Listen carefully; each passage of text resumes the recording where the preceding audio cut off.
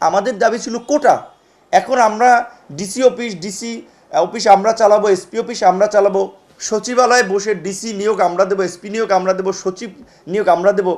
এটা বোধহয় অতি বাড়াবাড়ি এবং এটা অনাকাঙ্ক্ষিত একটা পরিস্থিতি তৈরি করবে, যেটা কারোই কাম্য নয়। আমি মনে করি তাদেরকে তাদের ক্যাম্পাসে এখন শিক্ষাঙ্গনে শিক্ষা কার্যক্রমে ফিরে যাওয়া উচিত। আর এখানে এখন যেটা বিভিন্ন জায়গায় যে মব জাস্টিস চলছে, যে আপনার দেখা যায় কেউ ছাত্র না, আবার 2-4 জন ছাত্র, একজন ছাত্র নেতা তার সাথে 40-50 জন ধরে নিয়ে একটা প্রতিষ্ঠানে যে ম্যানেজার তাকে বলছে আপনাকে পদত্যাগ করতে হবে।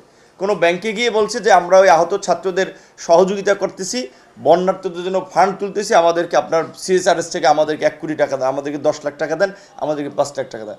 মানে একটা হরিলুট বলতে পারেন, কিছুটা এটা চলছে। এখন কে করছে, কোথায় করছে, কে কার দায় নিচ্ছে, সেটা কেউ নিতে চাচ্ছে না কোথাও। এইটা কেন হচ্ছে? কারণ এখন আপনি যদি সব জায়গায় যদি এই ছাত্র জনতা বলে আপনার বিশ্ববিদ্যালয়ের 3rd ইয়ার 4th ইয়ার ছাত্রদেরকে নিয়ে যদি আপনি সব কাজ করতে চান, সব কিছুর জন্য একটা অভিজ্ঞতার প্রয়োজন আছে।